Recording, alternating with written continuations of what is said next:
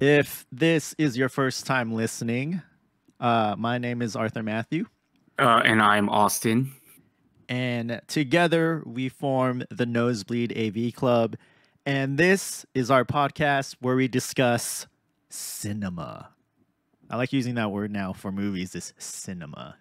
If you already know who we are, we're fucking back. We're back, baby. We Yeah. All 11 of you. all 11 of you. I know you guys, we've kept you waiting for 2 years, but we're back now. And we're ready to continue right where we left off. We actually did our last episode in December where we watched the classic holiday movie Joker and discussed it. And this year, no different. We're doing the same thing. Holiday special, Haunted Mansion 2023. Let's go. And with us today is our friend and fellow Disneyland enthusiast, Landon. Landon, Hello. introduce yourself. Say hi to all 11 people watching this. All 11 people. Or although we might have had some fall off, so maybe like Oh no, so like so 6-ish. Yeah, Six? maybe 8. I was shooting a little high. Yeah. Hi, I'm Landon. And like Matt said, fellow Disney enthusiast. Is that the word we're going with you two? For Disneyland you two? enthusiast. Okay. There's another Before we title start- that you guys hold on, might hold on. be known Yeah, as. yeah, before we start, I don't claim that anymore. Yeah, But before sure. we start, let me add something to this. Very important. Okay, sure. If you refer to me as a Disney adult, I will. That is a slur to me, and I will consider that a hate crime. So don't even think about using that term. Man, It's a slur. I swear. I've to committed So I've do you- committed do you- many a hate crime. Do you still have your pass? You know, Because they have a different name for that then. yeah. Do I have the highest pass you can possibly have? Yes. So you are an annual pass hole.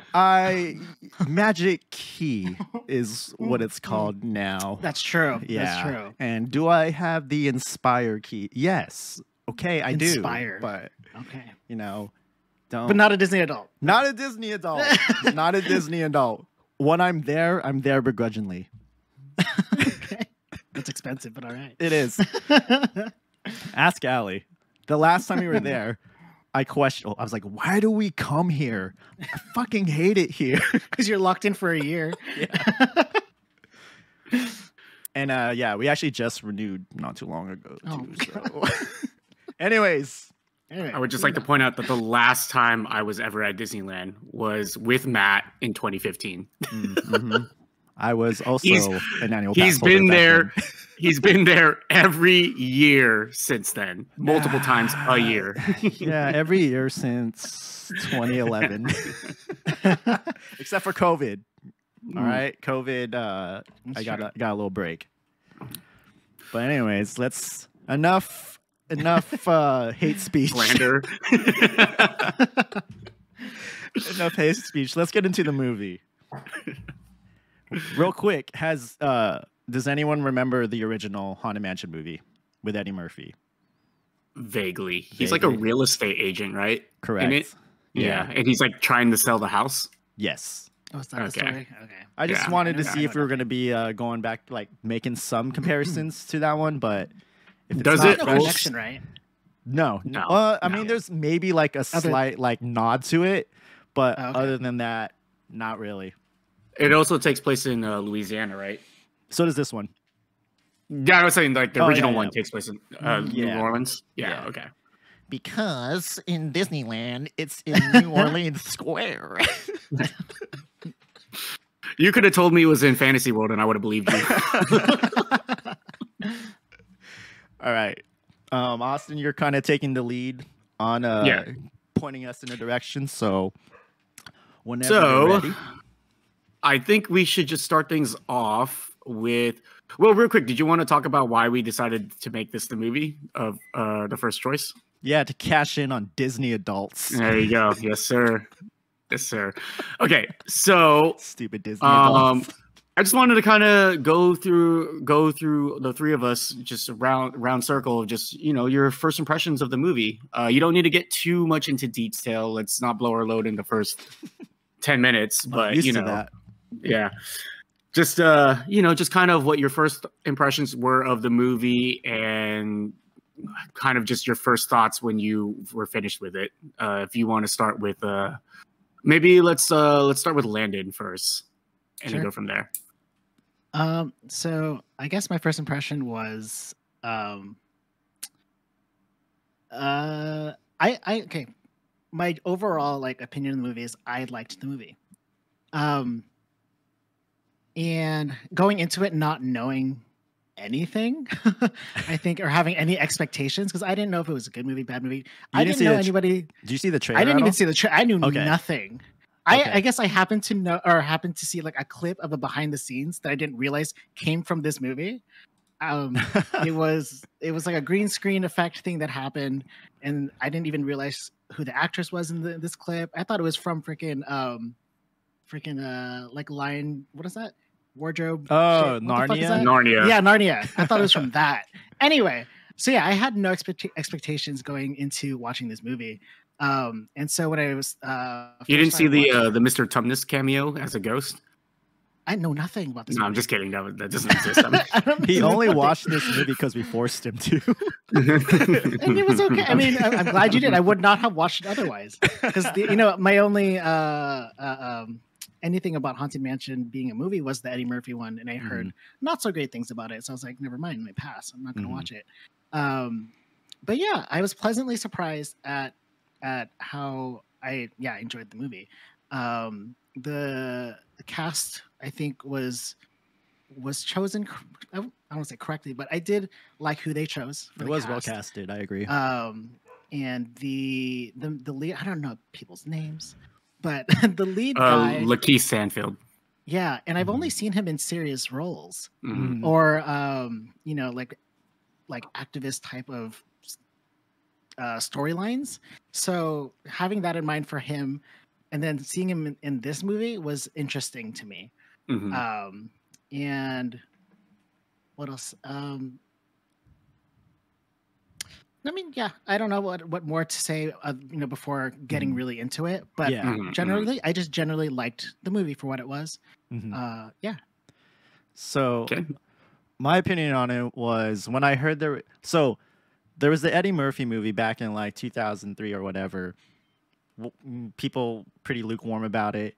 Since then, there was rumors that Guillermo del Toro was going to do a movie about the Haunted Dude, Mansion, and that it was would have been supposed to fucking be wild. and it's supposed to be like super like deep on like the horror elements, and Ryan Gosling was like attached to it, and of course that's my boy, so I was like, yeah, I want that movie. Could So have been. when that didn't end up happening and they introduced this new one, I was like, okay, you know, sure, why not? And then I read the synopsis on IMDb before like I saw a trailer or anything, and I was like, oh, I don't know about this. Rosario Dawson was like casted in it already, so I was like, okay, that's cool. But like, oh, they're going like the comedy route again. Damn, like after hearing about, you know, the Del Toro movie, I was like, I want that. But then I saw the trailer and I was pleasantly surprised with, you know, how it was presented, I guess. It didn't look as bad as I thought. I wanted to see this in theaters. I didn't. As with any Disney movie nowadays, I just wait for it to stream.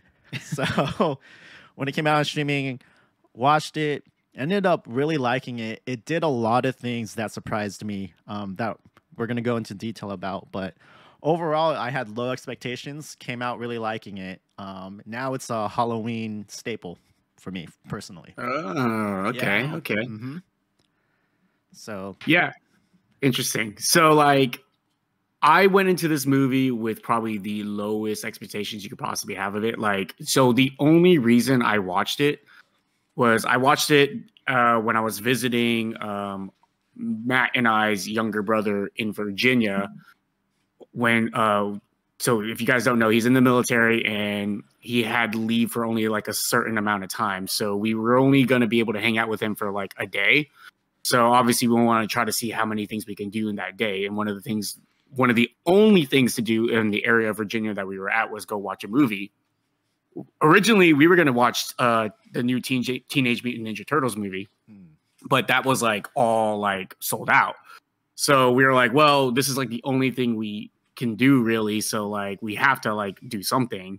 So we ended up selecting Haunted Mansion because the seating for that was pretty empty. So we're like, okay, like let's just go into this. Let's just go check it out. I had honestly forgotten that it existed. Like I knew about it. I had seen trailers for it, but I didn't really have any interest in watching it. Like I was kind of like Matt on this, where like if I do end up watching it, probably would have been like stumbling across it on streaming when it finally came to that. We end up watching it, and I end up walking out of the movie theater like pleasantly like surprised that like, oh, that was actually like a lot of fun. My only real experience is like obviously the Eddie Murphy movie, which I remember just not liking at all. Like I just remember like not being like a really big fan of it. Like, and just like, I'm a big like horror guy. So like when it comes to like anything that's like even tangentially like horror related, like I do have like a set level of like what I kind of want to see or expect from those kinds of movies. And like, I will say like, I definitely did leave the movie wanting that they kind of leaned a little bit more into like, I know it's a kid's movie at the end of the day, but like, you know, just kind of leaning in a little bit more into like the horror elements of like what makes the Haunted Mansion like really cool and interesting, you know, is like the horror element to it, because it's one of the only rides at Disneyland that is what it is, you know, except for maybe like that one part of Snow White when the witch comes out of the tree. That's fucking terrifying. They changed it now. It's a lot less scary. See, that's what I'm saying. Like, make Disney scary again, you know? You know what I'm saying? Yeah. You know what I'm saying? Yeah. Yeah. Yeah, you know, like, so it being one of the more unique rides at Disneyland in that aspect, like, I really kind of would have wanted them to lean into that. But, you know, it's fine for what it was. I thought the movie was really fun. I thought that them going the ensemble cast route was a really good choice. And like, not to get too much into it before we actually really start like dissecting the movie, but like, I definitely think like the casting they got for it was super good and well done. And you can definitely tell that they took a lot of inspiration from like movies like Knives Out in terms of like who they got and how they utilized each person that they got, you know? I think all of the people in the cast like really shined in like their roles for what the movie was. I'm not going to say it's like the greatest ensemble cast movie ever, but like for what it was definitely a lot better than what I think a lot of people expected. Especially going off of like Disney's recent live action attempts at, you know, making live action versions of their movies. Like it's been a lot of hit and miss, you know, with them on that. There hasn't been like any consistent quality coming from that end. So for this to be like I think I would call it like a sleeper movie for sure. Like, I still don't think it's necessarily getting the praise that it probably should be getting, but like, I definitely think it's one of those movies that you watch it and you're like, that's actually like really good, you know, and like leave it at that. So yeah, those are kind of my thoughts on the movie. Going from there, did you guys have anything in particular from the movie that stuck out to you guys? Any favorite parts that like you just really enjoyed about the movie? So you touched on like how it had horror elements to it, and I thought the way they did it was very well done for this type of movie, because Allie doesn't like horror movies at all. Like, she refuses to watch them, but the type of jump scares they were doing and stuff like that was one-on-one, like just one for one, exact same shit you would see in like a jump scare, like fun horror movie, but it's just packaged differently because it's just saying, it's like, because they're saying that this isn't a scary movie, when they do those things, you laugh. Whereas when you're packaging it as a horror movie, you're like sweating bullets, you're like fucking so stressed out, like fuck, when's it gonna happen? When's it gonna happen? Here you saw it coming, but when it happened, it made you giggle rather than scream. You know, like it was just they balanced it, they nuanced it so well. And the genius thing about it is they got it all out of the way at the very beginning. You know what I mean? They just hit you with it, boom, boom, boom, boom, boom, and then after that, it's a silly and fun movie. You're relaxed, you're just chilling. Now you're just enjoying the ride. It's kind of like the ride where when you step on it, they kind of try to like freak you out. You know, they give the whole spiel like this window has no room, or this room has no windows and nor doors, and then fucking boom, suicide. Like you're like, oh shit. Right? And then after that, it's just fun. So it mirrored the ride, and I don't know if that was intentional, but like that's something I really, really appreciate. So like that was actually something I kind of had in the back of my mind. So like you guys having gone to Disneyland way more times than me and probably experienced this ride way more than me, like were there any particular callbacks to the ride that you both enjoyed like a lot in terms of the movie, or you thought was executed really well? I do have, before Landon goes into it, I just want to like put this in the chamber. I do have one that I really didn't like. So that's actually gonna be something that I ask you guys later on. So like let's stick with the positives for now. All right, go ahead, Landon. Yeah. So I really liked how they implemented the doom buggy. Like I didn't know if they were going to put that in the movie, but that's a staple in that ride. Right. You know, what you sit in, you know, the actual car, the doom buggy. Okay, so I might be okay. So this is my Disney over your head showing. Yeah. So where is the doom buggy in the? So in the movie? It's so the chair that they're sitting. Again, names. Tiffany Haddish's character. Oh yeah. The chair that she's sitting in when she pretty much gets whooshed away. So the same one that Danny DeVito gets whooshed away. Yes, into? exactly. That same chair. Cool. The shape of the chair and the way it's like its movements and how it goes about is exactly the doom buggy. And I was like, that's a clever way of putting it in the movie without actually having it in the movie. Yeah. So I thought that was really cool. There's like the obvious ones, right? Like the ballroom, the stretching paintings, right? Like I feel like those are like the most obvious callbacks to the ride. Obviously, I forget the actual character's name, but Jamie Lee Curtis's character's head in the mirror ball. Madame Leota, like that's obviously like a very famous part of the ride. But so I like that you picked one that was really obscure. Like if you're like only if you're like a real Disney nerd, you'll know that. One real Disney adult. I've real Disney adult. One that I thought was pretty interesting, or I kind of liked, is like them incorporating. So from what I do remember about the ride is at the very end, there's a part where it like puts you passing by a bunch of mirrors, and then the mirrors simulate like a ghost in between you and whoever you're sitting next to, or if you're alone, just sitting next to you, you know, loser. Anyway, like it simulates a ghost sitting next to you in the mirror, and I like that they incorporated that basically in the movie as a kind of like a plot point, you know, where like whenever they get in the car to leave, it always shows the scene of them adjusting the rearview mirror, and it shows the ghost sitting in the back. I thought that's a really cool callback to the ride. Like, I think that making that a point of the plot was really like fun and interesting way to show that the no matter what, if you leave the house, like it's always going to follow you and the outside world, so you have no choice but to come back. So I actually really like that part of them implementing the ride into the movie. What about you, Matt? I really enjoyed the night.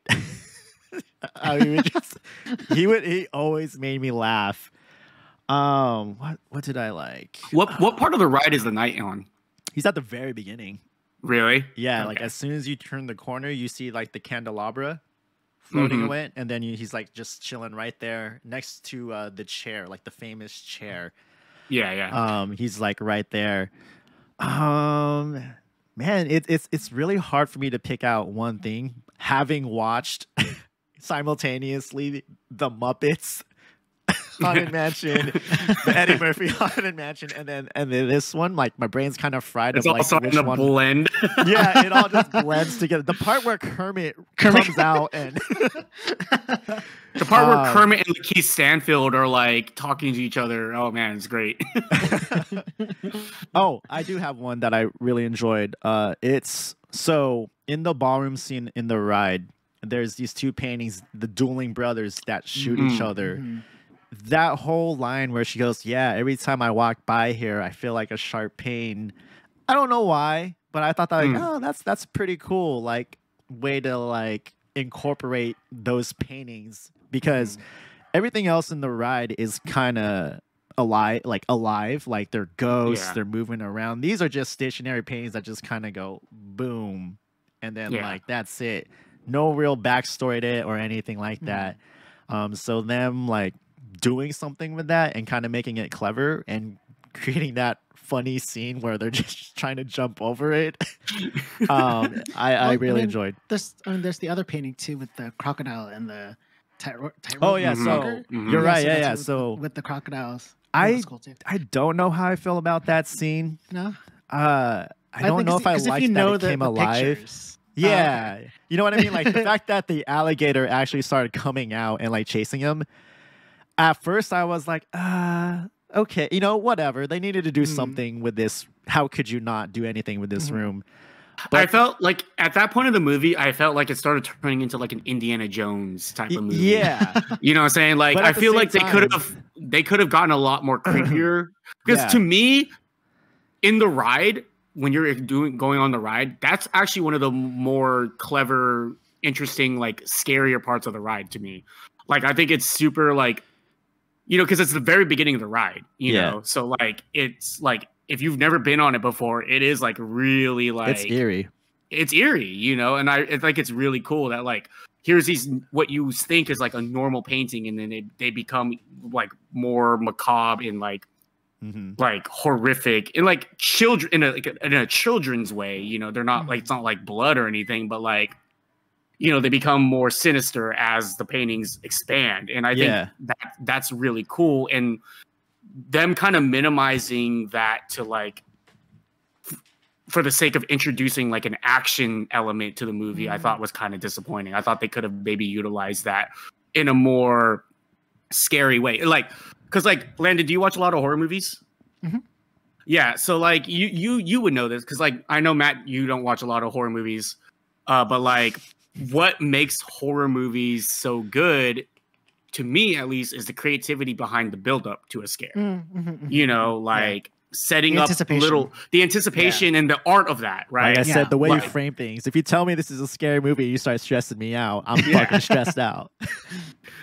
Yeah, like, well, that's the thing. Like, to me, it would have been fine because they already reeled you in with the humor aspect of it. You know what I'm saying? Like, not to like get too off topic, but like a movie that I thought executed this really well was the Scary Stories to Tell in the Dark movie, which is also revolving around a children's scary stories book, but they embraced the horror element a lot more. And I think they executed it really well. And I think this movie, I was kind of hoping that this movie would do the same thing, but it didn't. It leaned way more into the comedy side of things, which is fine. I'm not mad at it. It's just personally it's just not what I would have wanted out of a Haunted Mansion movie. Like, I really feel like there was a missed opportunity here to take advantage of some of the more interesting parts of the ride and turn them into something like a lot more like scary and like use it to like build up towards something, you know? Guillermo del Toro would have done it. I know. Oh my God. But he would have I will say this. Oh, sorry. About that scene though, like I said, initially I was disappointed, but then upon like my second viewing, I realized, you know, those people in that painting, they're victims. They didn't know all that shit was going on, you know, underneath. Yeah. So it kind of made sense that they were like kind of helping them like try to escape all that what was going on with the paintings coming to life. So in that aspect, I was like, okay, I kind of forgive this a little bit more now. But do I wish they leaned into it a little bit more? Absolutely. Yeah. But go ahead, Landon. You were going to say something. So all I was just going to say is just keeping in mind that it is a Disney movie. Right. It is a kids movie. To lean in more to the scary is probably not what they're Well, like worried about.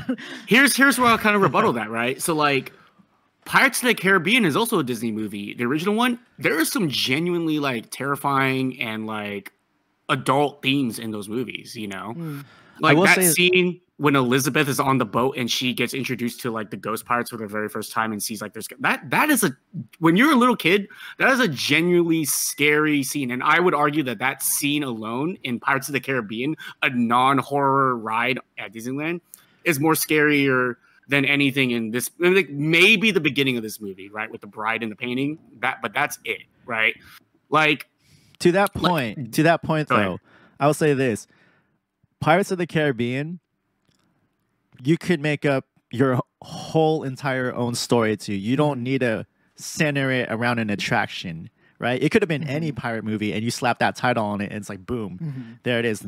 None of those characters were in the ride. It's completely original. Haunted Mansion, this is essentially a reboot, you can say, where there was already a Haunted Mansion movie established. If you stray too far from that, you know, who knows what reactions you're going to get. And keep in mind, this is Marvel Disney, right? This is post-Marvel. This is Marvel era Disney, where they want to hit you with the funny. You know what I mean? Like that's what they strive for. I mean, go ahead, Landon. Sorry. I was just gonna say. So I sort of agree with your point, but so with the Pirates ride, for them to make a movie from that, like what Matt said, it's not really the same thing, right?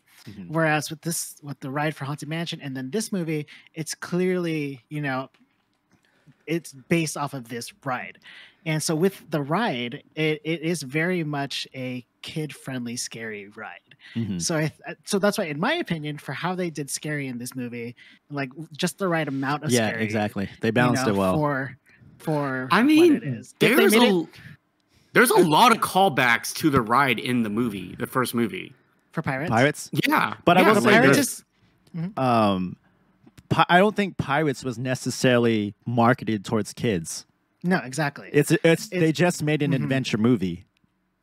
Is essentially what it is. Maybe we would have to. We're playing revisionist history right now. We would have to go back and like actually like remember how it was marketed.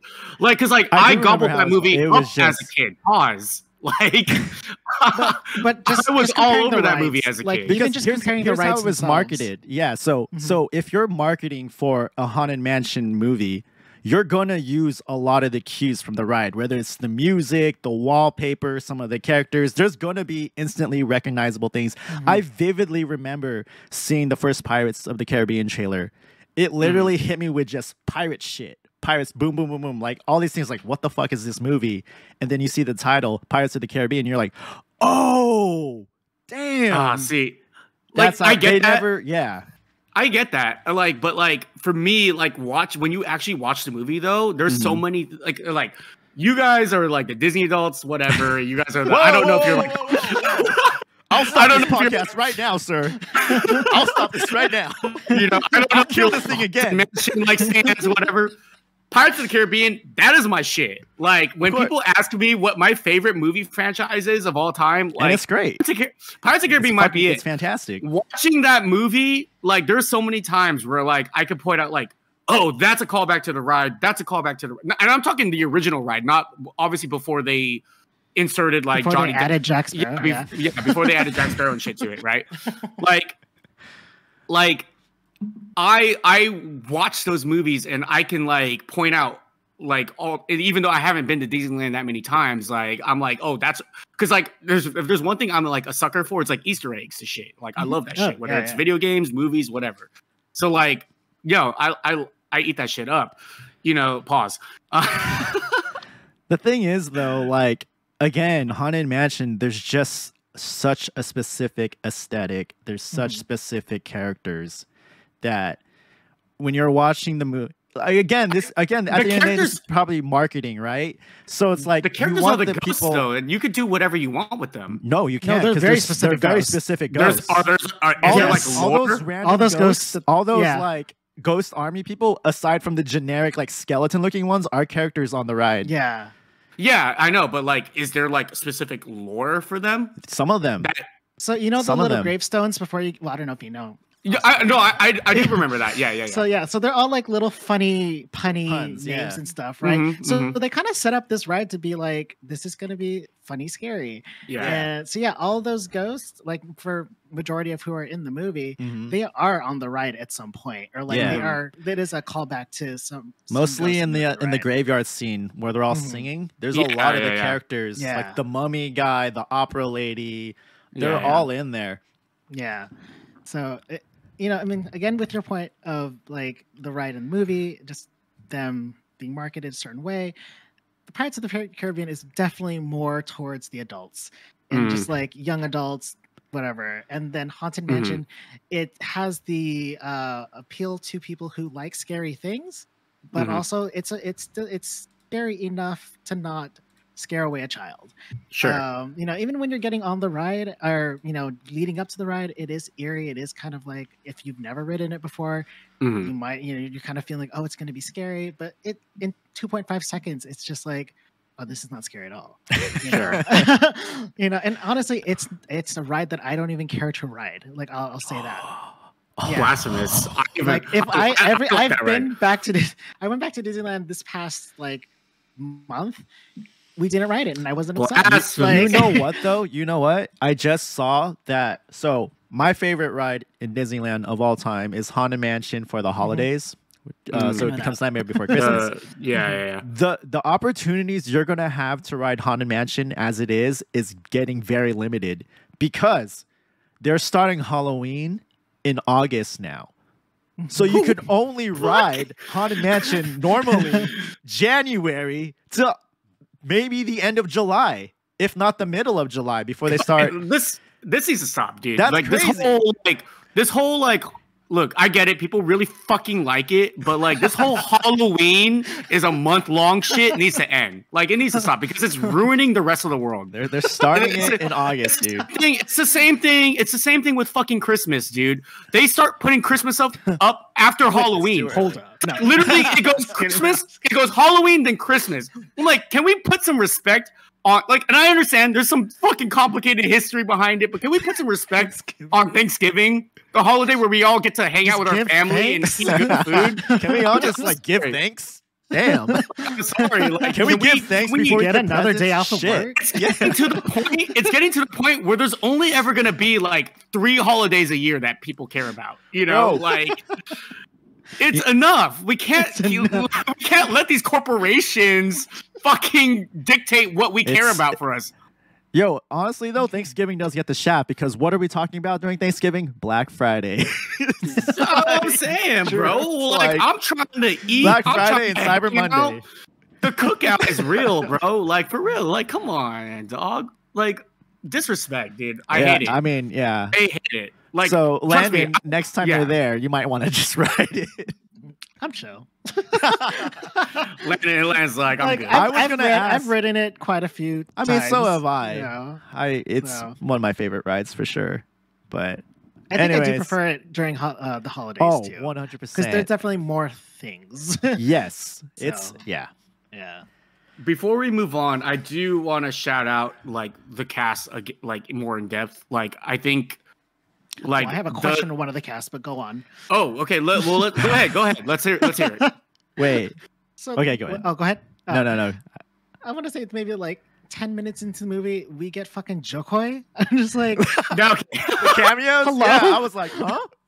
Yeah, I literally out loud was like, what the fuck is Jo Koy doing here? Because then we don't see him after that. Yeah. I mean, I thought it was a cute little reference, and especially like, what is the reference? What is the connection? Okay, sorry, reference is the wrong word to use. Filipinos love Disney. There's a cute little cameo, 40% of Disney adult population is Filipino. Yeah, that's what I'm saying. Yeah, we need to see Kuya Joe. Yeah, no. And also, like, I do think it is cool because if like the actors like outside of the movies they play, like Tiffany Haddish and Jo Koy specifically, I know are like really good friends. So to see them together in this movie, I thought was really cool. I also did watch. I'm one of the like 20 people that watched April. What is it? April Sunday. Sunday, yeah. Whatever. whatever it's No, called. Yeah. you know, it's not the best movie in the world, but it was fun. It was a good time. Like you Tiffany paid Haddish is in that money? movie. I did pay money to watch it. Yeah, Dang. we actually watched it the day I got engaged. So what has significance? Yeah, Got it. he's biased. yeah. It's actually what made him propose. Dude, but yeah. No, that is funny. I didn't think you were gonna go point that out, but it does make sense. For everyone that doesn't know, we are all Filipino in this this podcast. Yeah, And we were all very surprised and like, what the fuck? Yeah. That's how I was too. Yeah. It was like, yeah. I was like, is that Jo Koy? Yeah. You know what's funny is when I watched this movie twice. The first time I watched it without my wife Janice. The second time Whoa, wife we were now. watching, I know, right? Crazy. Whoa.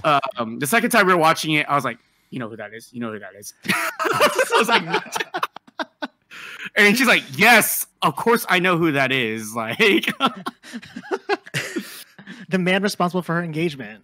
she just didn't react. So I was just like, come on.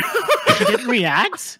Oh, No, wow. she was just like watching it like normal. I'm like, come on, Kuya Joe. Damn. Okay, enough Jo Koy. Fuck. Yeah. Okay, so I do want to say, like, I think obviously Lakeith I thought was really good and super well done. I loved, like, you know, what he did.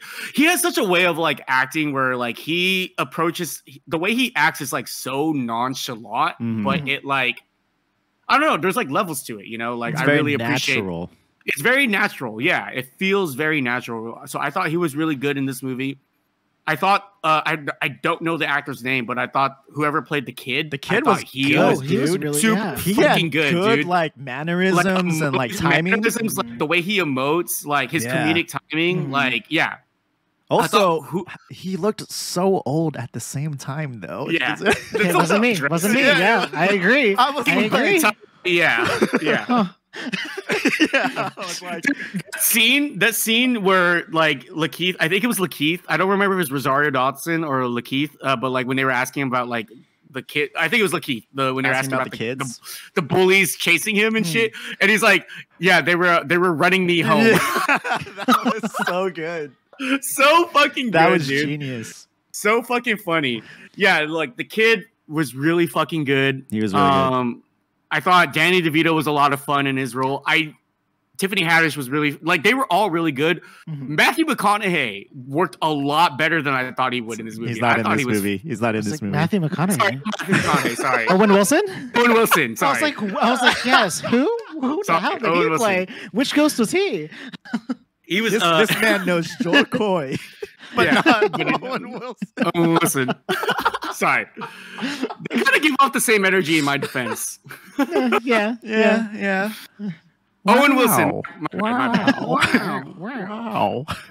Owen Wilson in this movie was a lot better than. Oh, he was one of my he was favorite fucking characters great, by dude. far. He was fucking hilarious in this movie. So upon rewatching it, I just want to point this out. They totally hint at him just wearing a costume because if you look at his gloves, they're like fucking biker gloves. Yeah. No, yeah, the whole like I got this from Party City line, so fucking funny, dude, so good. What are our thoughts and opinions on Mr. Jared Leto as the villain? So, are you gonna ask what we didn't like about this movie? Not yet. But is that gonna fall in your didn't like? It's a part of it. I personally we can transition. We can segue into it. I didn't know that was him until I was reading a little bit more about the stuff. Yeah, that actually goes to my point, Landon. Yeah. Like, for my opinion, completely Could have been anybody. unnecessary. Yeah. Could have been Yeah. anybody. Yeah. Yeah. Like them getting like, okay, like, is it safe to say that none of us are Jared Leto fans here? Like, is that pretty safe to say? I don't not like him. Oh, No, I what the fucking fuck? hate him. I thought Matt was like, no, I absolutely hate him. Goodbye. Sorry, I'm being haunted right now. Eerie. So I personally had no problems with him because I couldn't fucking see him, and it was just him doing a voice. Suicide Squad? But I mean, this is gonna. Matt's favorite movies, by the way, Suicide Squad with Jared What Leto. is happening with this light? Hold on. Go ahead and say your thoughts while I try to fix this haunting. Just want you guys to know, all you movie lovers out there, to know that Matt really liked Jared Leto's Suicide Squad when he first watched it. I didn't really like it. I just thought the movie wasn't that bad, and then upon subsequent rewatches, it just got shittier and shittier, and then I realized, literally one of the sucks. worst movies I've ever seen. Yeah, this movie's terrible. But anyways, sorry, what were we on? Jared Leto as the what is it? What's the Hatbox Ghost? Hatbox Ghost. Yeah. Okay. Oh my god. Damn. I don't know what's happening. Maybe you need to just turn the light on in your room entirely. I might just have to. We'll see. Yeah. No, what I have to say about his character in general goes into what I strongly dislike about this movie. So, is Jared Leto haunting me? He does not want me to talk shit about him. He's For the like, audio listeners, we do a video portion of this podcast, and my light keeps turning off every time I mention Jared Leto.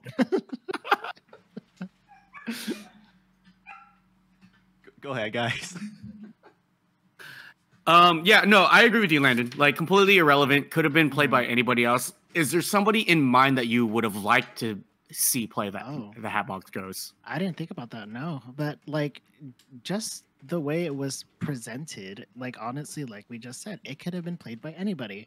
Like, dude, it was just an animated character. So but here's the thing: just because it's an animated character doesn't mean that you can get a really solid voice actor to like. Oh yeah, I was gonna say, like, bring it to life, right? Yeah, I mean, off the top of the head, like, I feel like it's a super, like, he could play anybody animated, but like Andy Serkis, right? And who's this? Like, he's the who? What'd you say? Who is that? He's the guy that plays Golem. Oh, okay, got it. In Lords of the Rings, and then he does a lot of voice roles for a lot of things. Mm-hmm. He voices King Kong, right, in like the Skull Island movies. Oh my god, Oh, interesting. No, he played Caesar in Planet of the Apes. Caesar in the Planet of the Apes, okay. But like, yeah, no, Andy Serkis, I think could have really, like, because like he's just a really good actor in general. Like, he if you don't know, he plays the main, I forgot his name, but he plays the main villain in not the main villain, he plays the arms dealer in Black Panther. Mm-hmm. The one that Michael B. Jordan's character kills. Mm-hmm. He plays him. What the fuck else is he in? He's in a lot of things. He's like a very prolific, like, CGI actor, but also just, you know, in general, he's a really good actor. Yeah. Who else? But yeah, I'm trying to. There's a lot of good voice actors, right? Mhm. That they could have chosen anybody to do body movements for the animation, and then just chosen another person to do the actual voice. Yeah, I don't know. Did Jared Leto do the CGI for that character too? We don't. I don't know, because like after I found out that it was him, and then I looked at the face of the ghost, and then I could see how it was his facial features.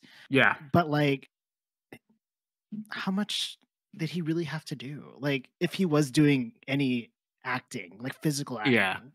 You know? So the funny thing about Jared Leto is also, like, he's like a notorious, like, method actor. Like, he's like an actor that doesn't break character in between scenes. That was like the whole thing with him in Suicide Squad. Like, apparently he was like a menace during the shooting of that movie. So, like, I wonder, like, was he like not breaking character as the Hatbox Ghost as well? You think? Like, you think he was constantly just like, where's my head?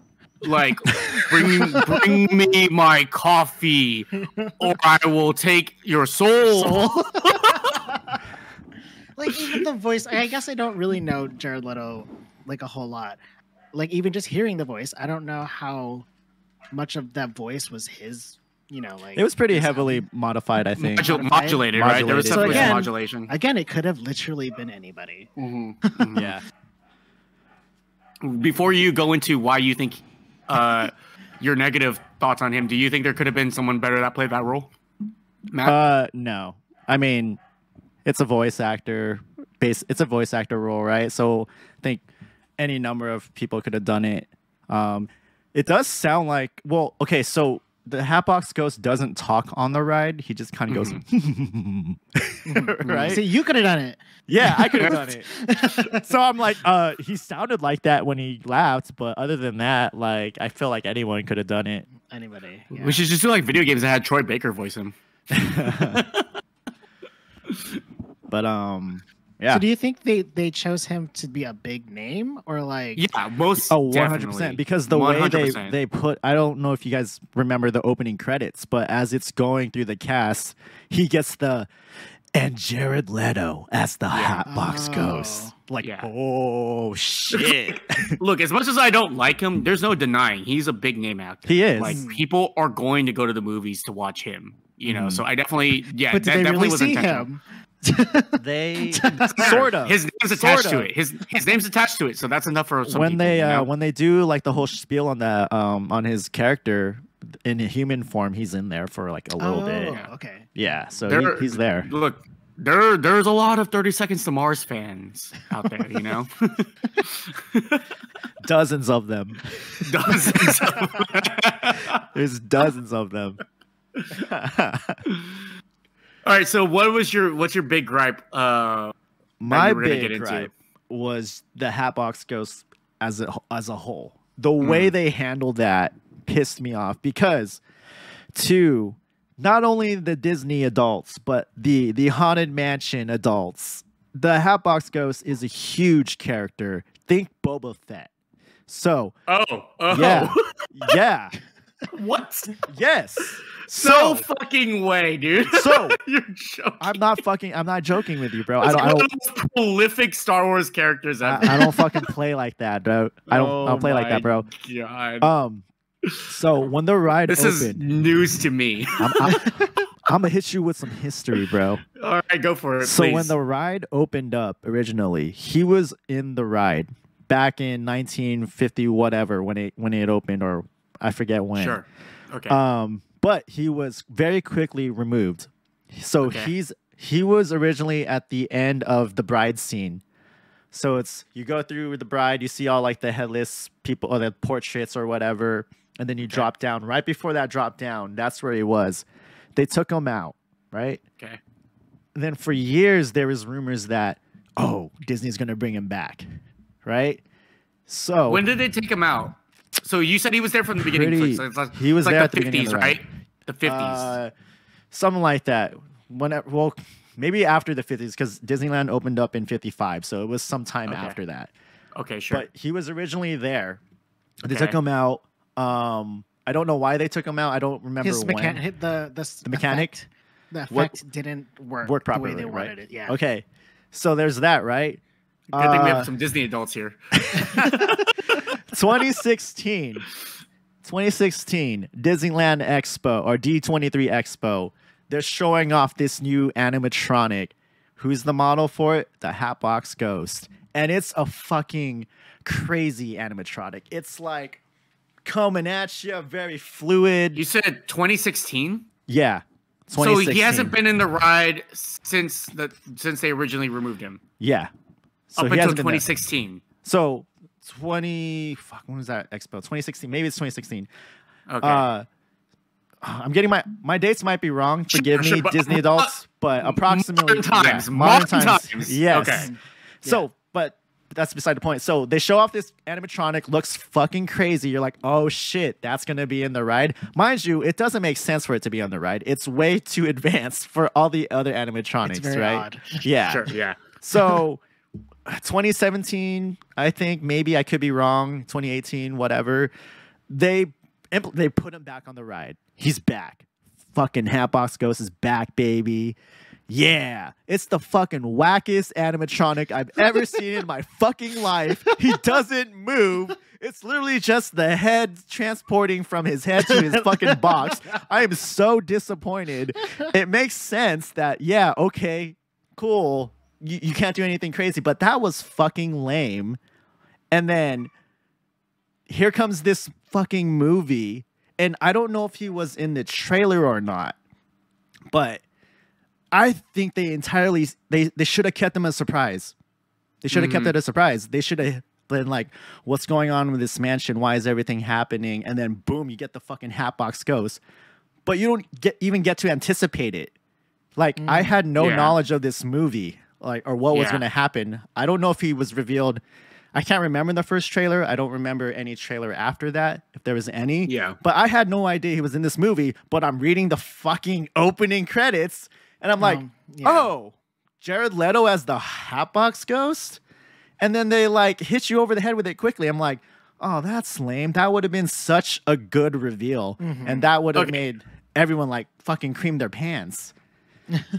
Okay, so real quick, right? So there's this ghost that was on the ride. I could get you specifics. Let me look it up. But like real quick. So like there's this ghost that's on the ride. They remove it, right? From my understanding, relatively close to the opening of the ride. Really like maybe quickly. a couple, like a few years in, probably. Maybe right? not even that. Maybe not even that. And then there's nothing of him until literally like let's just say 2014, 2015, 2016. So people Why knew about is him. he Boba Fett levels of prolific? I don't understand. So you see him for like whatever, like the few lucky people originally got to see him, right? And it's like, okay, cool. And then he's gone, right? And now it becomes this like myth or mythical like being, right? Like, oh yeah, the Hotbox Ghost used to be on here. He's on all the merch. People are aware of who this person is. It wasn't like, oh, who's this new ghost that they're introducing? No, people have been waiting for him to make a comeback. And if you were to look up Haunted Mansion merchandise, I guarantee you he's damn near in all of it, especially art. So, like, this is especially interesting to me because, like, we're talking the last time I've been on the ride was, like I said, like 2015, probably 2016. Like, or not even, maybe even before that, honestly, because, like, I had just graduated high school. So it might even be, like, 2012, 2013. So, like, I've never at any point experienced the ride with this ghost as a part of it.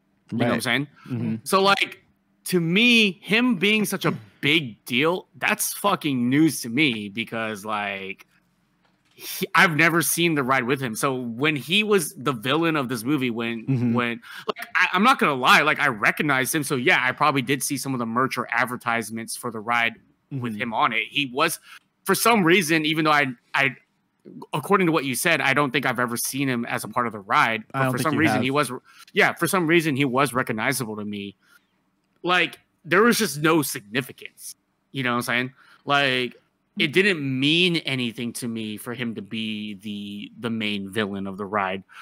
And, like, even, like, and this goes, like, now that we're talking about what we didn't like about the movie, I wasn't necessarily a big fan of the backstory for him or the motivations for him. And, like, I feel like they could have built that up a little bit more. Like, it was very kids movie, Disney movie, how they kind of rolled out. Like, it's very convenient, right? Like, I don't know. Maybe it's just me, and maybe I expect more from a post-Marvel Disney, but I just feel like when you're going to introduce your villain to a movie, like, if you want me to care, you gotta like do a lot better with how you roll out like their motivations or like why they're doing what they're doing and why I should care to stop them, or even just care about why the villain's doing what they're doing anyway, right?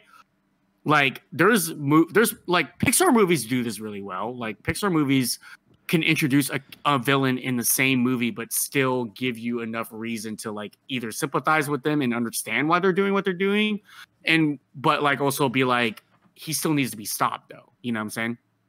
Again, though, it's Disney, right? And it's Haunted Mansion, so they're just relying on fans of the ride and the property to come in and care about these. I don't think they're necessarily making these for people who don't know Haunted Mansion. You know what I mean? There's a very targeted audience this movie is like directed towards.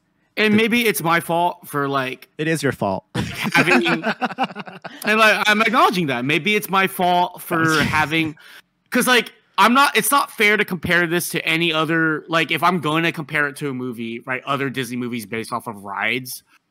Like, I'm only really comparing it to the first Pirates of the Caribbean movie, right? Where like they... And like, it's fair because... let's talk about the original Haunted Mansion movie for like a quick second. Like Disney took a real big chance and real big swing on doing the first Pirates of the Caribbean movie. It turns out being a huge fucking success. So then the next movie they were going to do based off of a ride was the Haunted Mansion. And obviously me loving Pirates of the Caribbean as much as I did, I was really excited for the Haunted Mansion movie. You know, and it ends up being nowhere near the quality or as good as they went in a different direction. They went in a different direction, right? Mm-hmm. But like, I think it's still fair to compare like that movie to this new iteration. This is like basically a reboot of the Haunted Mansion live action movie. And like Barbossa in Pirates of the Caribbean, like you understand his motivations. You care. There's like real significance and real like substance to like what is happening here, where like he's a pirate that made that did this thing that resulted in him being cursed, and all he wants is to feel again, because it turns out living forever and not feeling anything is a fucking terrible existence. You know? So like that, there's some real levity to what he's doing here. Whereas like, I'm just over the villain wanting power for the sake of just having power. Yeah. They never really established like what he actually gets if he gets that thousand soul, right? Like, yeah, he gets to leave, but then do what? You know what I mean? It's like, yeah, I'm out, and then like, okay. They kind of delve into it a little bit. I just wish they could have gone into it more, where like he's really just seeking revenge against his family by becoming more successful and killing off all of the rich people that fucking abandoned him. I mean, he kind of did already, though. That's what I'm saying. So, like, what else do we want? Right? That's what like, I was like I don't know what he gets out of. What else are we trying to accomplish? So it's like, it's really hard for me to buy into his motivations and like get behind like what exactly is the point of all of this happening, because it just already seems like he already accomplished what he wanted to. You know? Yeah, I mean, I don't get it either. That's the huge flaw in the movie, is just weak villain. But my point is, you know, to fans of the ride, fans of Disneyland, what have you, like, I feel like that would have been so much more impactful if they just kind of kept it on the low, rather than just immediately spoil it. Like, oh, okay, fine. Jared Leto, okay. Are there things from the ride that you wish had made it into the movie? Yes. The one thing that I could not forgive is there is no singing bus. They did not put that in the movie, and I have no idea why.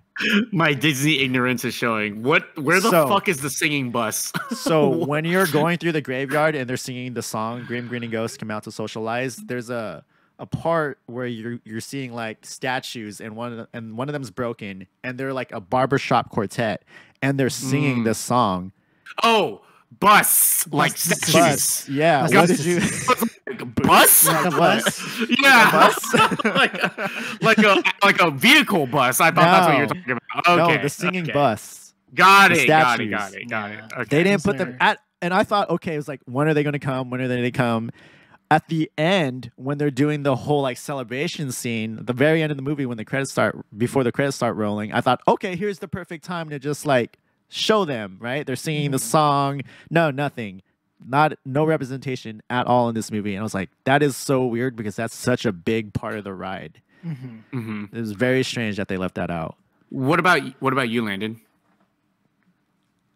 I don't know. I don't know. He doesn't like really that don't. ride. Don't you remember? That's right. But after you brought up that part, I was like, oh yeah, they should have included that. Yeah.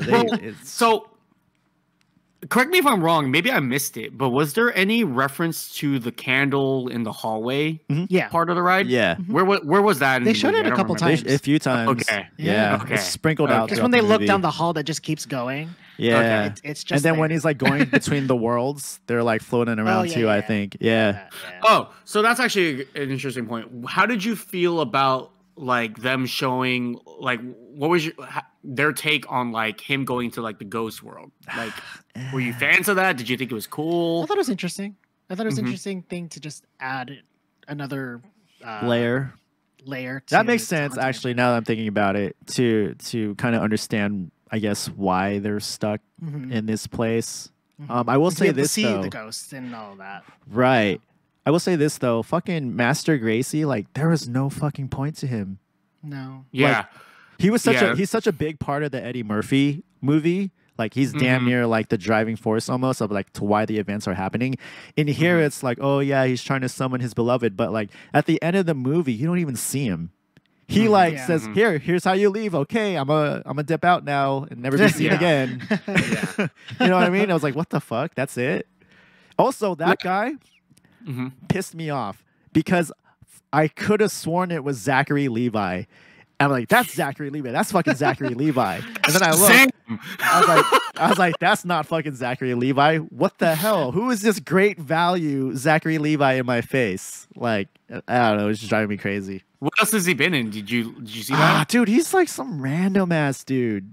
I don't even remember. That's how like disappointed I was. Like, oh, that's not Zachary Levi. I was like, weird. He didn't do any press for this movie.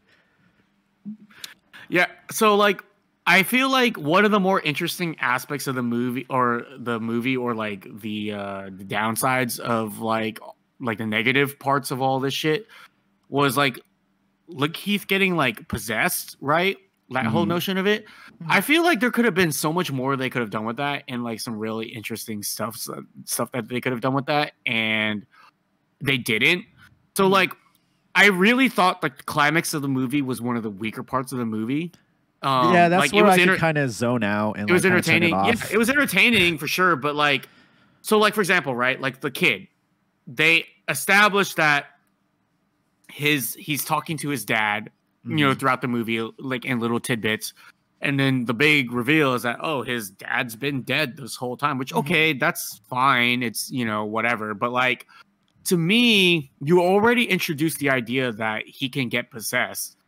Like I would have really liked for something more where Lakeith's character maybe gets possessed, and they already have shown like him and the kid building like a really strong relationship, and maybe the kid being lured into danger and being killed off by Lakeith, I felt like would have been a lot more impactful, instead of like we're just supposed to be like, this kid doesn't remember all the other shit that's been happening and is like just trustworthy of this dad voice that he's hearing all this. You know what I'm saying? Like the kid feels like he's so much more smarter than that, right? Like the kid feels like he shouldn't be falling for his dad being alive and being like, hey son, come into the fucking basement and hop in this giant glowing hole. You know what I'm saying? Like I just feel like the kid was built up to be a lot more smarter than that. Here's the thing. I agree with what you're saying. But again, this is a Disney movie. That's pretty dark to have a trusting figure like that be possessed by, Yeah. You know what I mean? That's pretty heavy. And to this movie's credit, it's surprisingly heavy. Like I was very surprised with how heavy it is when he's talking about how his wife passed away and how it was just very uneventful, very mundane day. They got into an argument. Tater tots, yeah. And then like boom, car act. That's so fucking like real and close to home. It was just like I was like, Jesus, like whoa. Well, I wasn't expecting to feel in this movie. And then hold on, let me give them props further for having the gall to even imply child suicide. It's like, holy shit. You want to, like, this movie is darker than you expect, right? So, like, if you're to have that aspect, but also then put a father figure betraying this kid to basically commit suicide, that's a little much, I think. But I understand your point. The fucking hole is stupid. Yeah, it is. Like I wanted to kind of just talk a little bit about what you're saying, that we kind of just understand that this kid is just very highly intelligent, very mature for his age, and that's what we know about this kid, right? And like at one point, I asked Nikki, I was like, "How old is he?" Right? Yeah. And then I realized he's only like maybe 9. He's like 9 or 10, right? Yeah. Yeah. And so I think as far as my opinion goes, as far as how at that point where it's like, what the fuck, you're smarter than this, right? Yeah. We have to just realize he is a child. And he's grieving. That, like, misses his fucking dad. Yeah, he is grieving.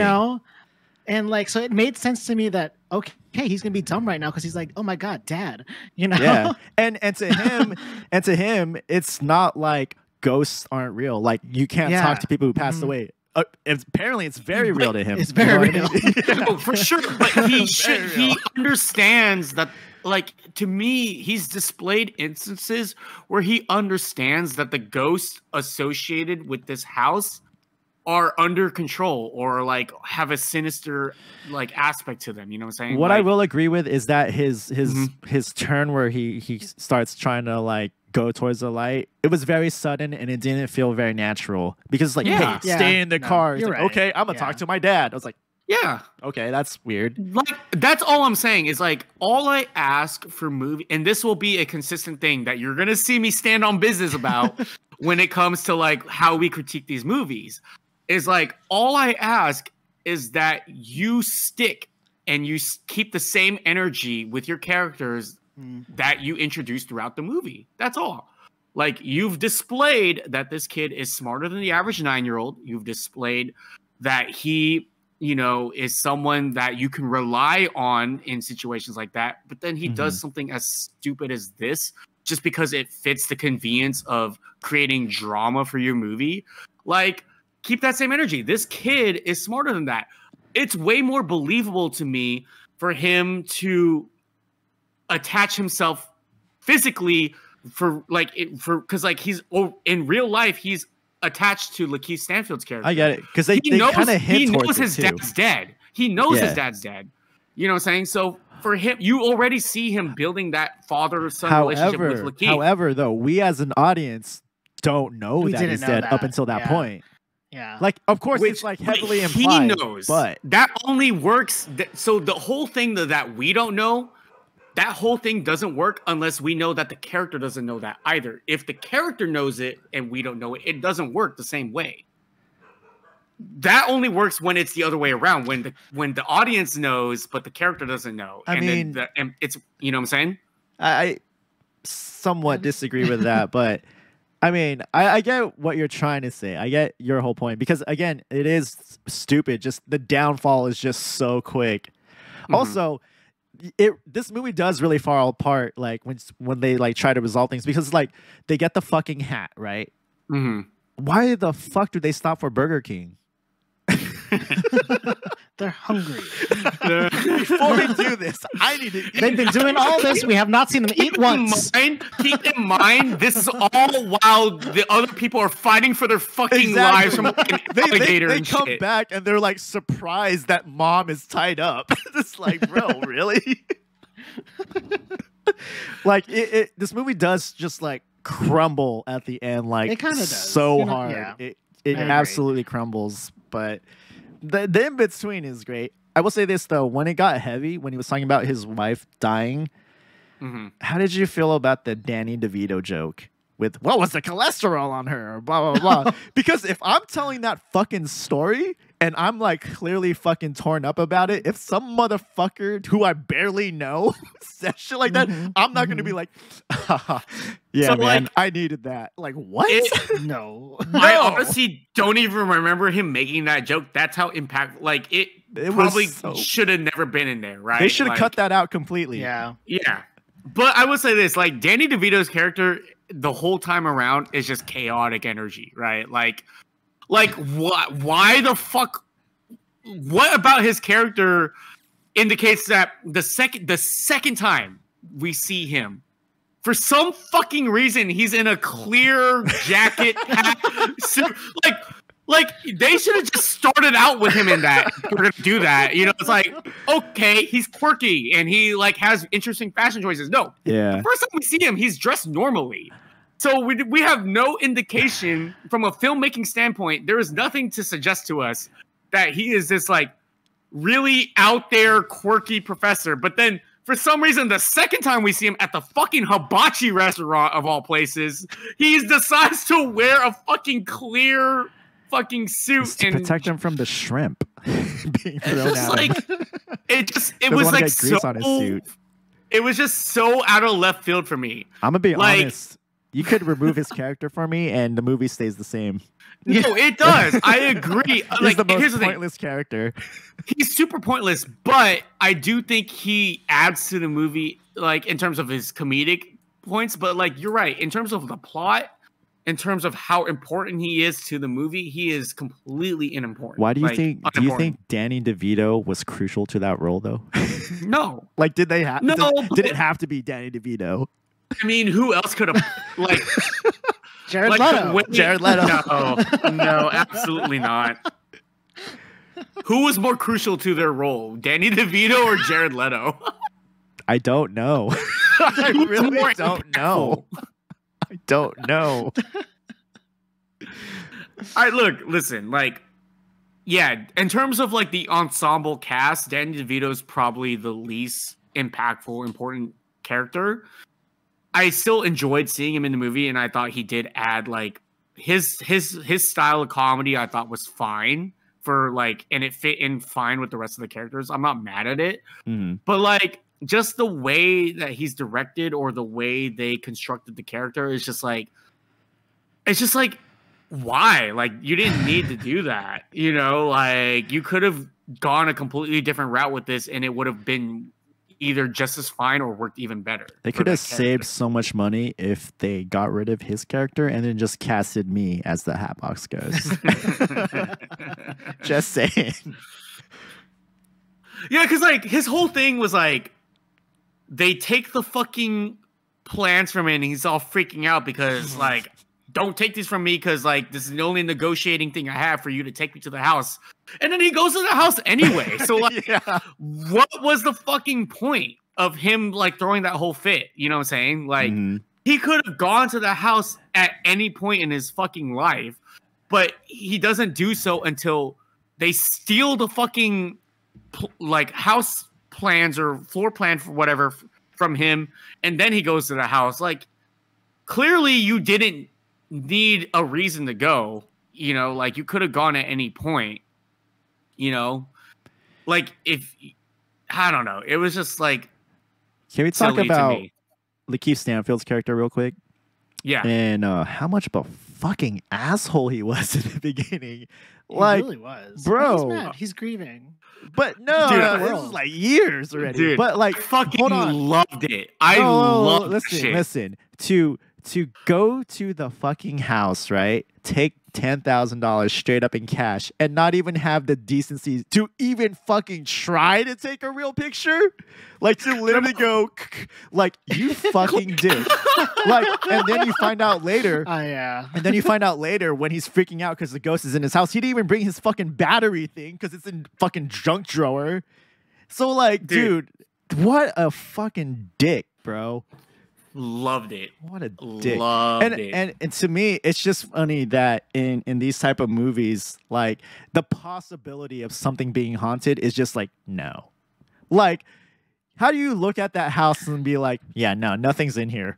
This is totally fine. Like, this is all good. Here's the thing. Cobwebs. I think it's fine. I think it works, right? I think it works because they set up that like the reason he's so bitter about the whole ghost thing is that his wife was so into it and believed it. He never believed it, but he got into it because of her. But then now that she died, he's tried so many times to see her ghost, and it never happened. So the fact that he's bitter behind it, but still won't leave the industry because he still wants that connection with her, like, I think it's fine. I think it works. No, I think it's criticizing that part. Yeah, I think it's how do you even not like look at that and just be like even the fucking family moving into it, it's just like, hell yeah, cobwebs, fucking dust. Like, I didn't understand, because they didn't go into why they picked this freaking house. Exactly. Like, she's just you looked at that on like fucking Zillow, bro. You know what I've seen on one. Zillow? There's some shit I've seen on Zillow that I was like, it's like a fucking like half the size, maybe has some like panels missing, and I'm like, no. Yeah, right. It's a fixer upper. Not even considering it. This mother like fucking thing, like, I'm assuming was on the market for centuries. Like, it shows you when it was last sold on Zillow. She's like, oh wow. She clicked through the pictures, like, I can see myself in this home. Yeah, it's cool. Like, I don't know, the logic is always just so fucking broken. It's hilarious. Yeah. It's always interesting to see the logic that like dictates like how do we get people in this fucking house that's in the middle of nowhere in New Orleans. But so when they like initially go there and then they fucking bounce because they find out it's haunted, and then you see them there again, they don't tell you why at first. And I'm just like, why the fuck did they stay there? That's like a nope, and you never go back. But then they like hit you over, like they reveal to you that like no, the ghosts like straight up follow you, so you have no choice but to come back. And I was like, okay, fine, I'm in. Yeah, I buy this. But Speaking it also bothered ghosts, me that Lakeith's ghost was the only ghost that you ever saw out and about. Like apparently, like they got haunted by everyone, but why is this motherfucker going with them on adventures? And like, that's what I was gonna say. Like, how do we feel about the fisherman ghosts as a whole? Like, do we like his story? I didn't understand that at all because it's not in the ride. It's not. So it's like, what the fuck was that? As someone that doesn't have the same attachment to the ride that you guys do, I thought it was fun. I thought it was funny. I thought it was just like oh, he's just a fisherman. That was left field for me. Yeah. Why is he the only one that gets to go out and do something? Like, why the fuck did Jared Leto's ghost need to try to kill people? This guy's just out and about, bro. Like, he's just about to get on a boat. Look, I'm not saying it doesn't make any fucking sense. I'm not saying it doesn't fall apart when you introduce that aspect to it. But like, I'm just saying, like, it's fucking hilarious that he switches. He just wants to watch Deadliest Catch and be out in the sea. You know what I'm saying? Yeah. I mean, it was super random to me. I don't personally understand it or really care for it, but maybe it's for the viewers that aren't, fans. There we go. That's for you. That's for you, Austin. That was all you, baby. so let me get this. You don't like the Hatbox painting? Here's Fisherman. He's not in the ride at all. No, there's no water. Yeah, this is not the water ride. But like the painting. The painting there's no painting. No. There might be a ship, but it's like a pirate ship, like painting. It's like, not even, it's like not significant enough to be this in the movie. I don't know where that came from. I wonder why they did that then. That is interesting. Yeah, I don't know. That was a weird part of the movie. But were there any other parts of the movie that you guys didn't like before we move on? I think we spent enough time shitting on this. Okay. I mean, so we should at least. I mean, we already said like, despite all of our like criticisms of the movie, we all still enjoyed. The movie, it's a fun movie. It did a lot of things well. It's just again, it's just towards the end, it just crumbles. I think it's safe to say we all probably could see the potential in this movie and how it could have been a lot better. Oh yeah, 100%. So in that though. I just want to say, I stand corrected on the painting of this fisherman. Is he? He's a thing. He is a thing. Where is he? He's the mariner. He is. They show. I guess it is a painting at some point on the ride. It's literally just in the hallway. Is it in the hallway? Is it in the halls? I mean, wherever they have the pictures. Okay, I think it's where the doors are, where the breathing doors are, and the random knocking door. I think he might be. It's Disney. No. It's Disney World. That's why we have not seen it. Fuck that. we don't fuck with Disney World. It's Disney World and fucking Haunted Mansion. So, fuck that. There we go. Real quick, That's why we've never seen him. Neither of you have been to the Haunted Mansion at Disney World. Fucking fake Haunted Mansion. Awesome, no, I've never been. Haunted Mansion. I've never been to Disney World. I might be the better Disney adult then because I've been on that run. I've been on that one. Disney World. Yeah. You didn't know the Hatbox Ghost. Fuck no, I don't fucking know. Yeah. Like, I don't give a shit. But I've been on the Haunted Mansion ride at Disney World. Congratulations. I have something over you guys. One for Austin. One for me. It's fucking great. Okay, so the next topic I want to move over to is where does this rank in the Disney live action rebrand? So like I'm talking like the recent live action movies that they've done. Like I don't know what the first one was. Was it Mulan? I don't remember. I don't know if you could. When did the live action rebrand happen? I don't know if you can compare it to the princess movies and the animation movies that are live action because this is a ride movie. This is an attraction movie. Okay, so like let's insert it then into like in relation to like the other attraction movies. So I guess it's just Pirates of the Caribbean. Jungle Cruise. I haven't seen Jungle Cruise. Oh. Have I seen? I haven't seen it. Can I count Indiana Jones? Disney live technically. It's not an original Disneyland ride that became a movie. But like, okay, like let's just say Disney live action in general. Like, is this something that you would consider in the top tier, mid tier, or low tier? And if it is mid tier, where in the mid tier does it rank? If it is top tier, where in the top tier does it rank? Towards the bottom, towards the middle, or towards the top of the top tier? You know what I'm saying? Like, where would you put this? We're not comparing it to Pirates. Are we comparing it to Pirates? Because that changes a lot if we are. That's okay. Let's do, since Pirates is such a huge franchise. There's Alice in Wonderland. There's Alice in Wonderland as well. Let's do. Well, no, yeah, let's include Pirates. And if we're gonna include Alice in Wonderland as well, like let's include Pirates, because Alice in Wonderland's pretty old too. Jungle Book. Jungle Book. Lion King. Like, that's not a ride. Yeah, there's Alice. Alice was a animation. They did Winnie the Pooh kind of before. Let's just. But that was all properties before it was rides. Exclude the ride. Let's just do live action in general. Like, where would you rank? Definitely. Where would you rank this? Where would you rank this? Disney live action in general. Let's just simplify it. Let's just make it top tier, middle tier, or low tier. Probably top, but I would say like the very tip of like getting from mid to top. Yeah, like very tip of top tier.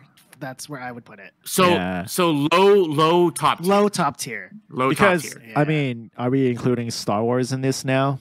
Like, no, that's a different. Because Star Wars existed before Disney got involved. So let's just say, let's just not include that. Okay. Yeah, I would say probably low top tier to high mid tier, like that cusp of where it transitions. There, yeah. Okay, that is interesting because I would probably put it at the top of like the mid tier. So like we're kind of on the same thing. We're almost there. Yeah. It's Pirates, and then I don't even know what else after that. I don't know because I don't know what we're including. Mulan fucking bottom though. I'll tell you that. Trash. Fucking bottom. Dang. Bottom. No love for Mulan. Hell stop no. Stop There's Asian no fucking hate. songs in there. Dude, why is she a fucking Jedi? Why does she have powers? The whole story of Mulan was that it was a woman be like standing up for her country, like doing a man's job and you know, fucking being badass. But now it's like, no, women can't be badasses unless they're special. Unless they're blessed by the gods. Trash. Okay, that was a trash take, Disney. They need to do that one again, honestly. Just don't mess with the original. The original's perfect. Like, what would you change in the original Mulan? It's like, just Nothing. make the original live action. Like, I don't understand why there's a problem there. Yeah. I haven't seen Mulan yet, so I can't commentate on that. Don't even bother, dude. Don't even bother. I haven't watched it. It's not worth your time. Yeah, you know, actually, I'm trying to think of other live action Disney movies, and like I'm like drawing a blank. Like I just haven't watched Beauty and the Beast is probably the best princess remake. There's Snow White. Never saw that one. Okay. Little Mermaid was. I enjoyed it for what it was. It's fine. Okay. They didn't do that many other ride ones, huh? After the second, after if you're the Haunted talking Mansion, specifically rides like Jungle Cruise. Jungle Cruise, I didn't watch. Which I didn't watch. I remember if I watched that. And then I mean, there's only so many. Like, I mean, it's safe to say we could all assume that it's a standard fucking The Rock action movie. Yeah, right? Like, it's probably all pretty much the fucking same at this point. Yeah, you know, like I mean, okay, so we all agree that Pirates is probably the top tier, right? 100%. Like 100%. Yeah. So like probably the bottom of top tier or the top of the middle tier, like right around that feels pretty comfortable. I feel like we could all agree on that. Yeah. So from there, I think something that's near and dear to our hearts because, you know, we just, you know, we love throwing a good fit, and I ain't talking about our emotions. I ain't talking about our I'll never be willing. Angry. You know what I'm saying? Being angry. I'm talking about the fits in this movie. You know what I'm saying? Like, I think being the type of movie this is that has a very specific aesthetic, you know, like I think outfit choice or like fit choice is very, you know, is something that we could definitely talk about in this movie. Like, who do you think out of all of the characters in this movie had the best fits? Who was throwing that shit on? Fucking- Or who should have took that shit off? You know what I'm saying? Yo, my man Owen Wilson, bro. That was Christ-like, bro. The Party Christ-like City fit. costume was doing it for you? Yeah, and then the Run DMC at the end. My man. No. I don't know what the vibe is in Nolans, right? Like, I don't know what their style typically is, but if I had to guess, it would be what Lakeith Stanfield was wearing throughout the movie. You know? I think specifically Lakeith's fit at the beginning of the movie when he's on the tour with the glasses and shit. I was like, yo, that shit's fire. Like, this man is throwing it on. You know what I'm saying? He's putting it on. He put that shit on. What is Danny DeVito's clear suit rank for you? So I'm not gonna lie. Like, it On threw me Danny for fucking DeVito, fucking bottom. Yeah. Rosario Dawson, fucking top, bro. Oh my god. That would be It threw that me would for a be the loop. top. It if threw she me was for a wearing loop. It was super out of left field, but I actually liked it. I thought it was super fucking like, what the fuck is Wait, this real quick. Can we go back to cameos? How about Hassan Minaj's cameo? That was one of my favorite scenes. I will say this. That was one of the best jokes in the movie. That was really funny. The fucking hat box joke where he draws it perfectly. And then he's that like, was...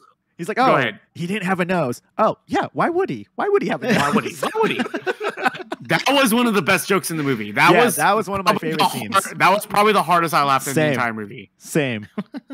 Like, that was legitimately super fucking funny. That whole scene. So whoever came up with that, fucking great. Yeah. I love, because like you see this kind of shit in movies all the time, and it's always like, oh, this is like ridiculous, like who looks like that, and then it always ends with the person that they're explaining how the person looks to, like just like, oh, like this is stupid or whatever.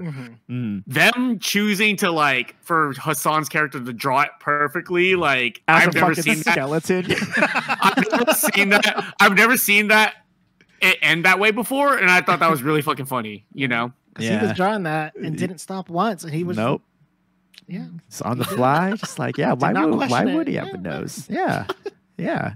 No lips? Yeah. Yeah. Okay. Yeah, no, that was good. That was really fucking good. I'm sorry. But going back to Fitz, the kid, I think, deserves a special little shout out here. The kid's always Fitz. just in his best. He was throwing that shit on for sure, dude. That whole thing where like he was like explaining like how he doesn't understand why he isn't popular. It's like, I always dress my best.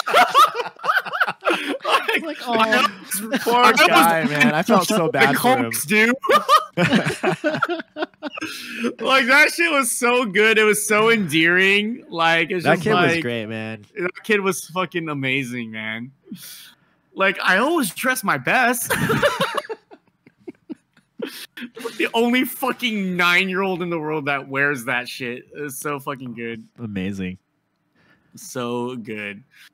How do we feel about so there was, I forget, like it's off the top of my head, but I know it's a cameo when they go to the villain's house, like his actual house where they find the hat. Yeah. So the tour guides, who are they again? So Dan Levy. Yeah, Dan Levy. That was a fun cameo. And then who's the woman? I know. I forgot. Let me look her up. was it Sarah Silverman?